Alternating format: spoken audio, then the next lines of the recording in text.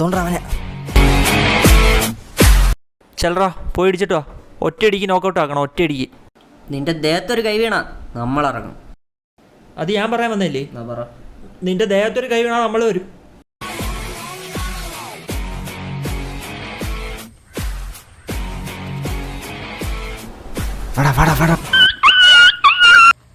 പിടിച്ചു പിടിച്ചു പിടിച്ചു വാടാ. ഞാൻ മരിച്ചു കിടക്കുന്ന നേരത്ത് എല്ലാരും കരയുന്ന സമയത്ത്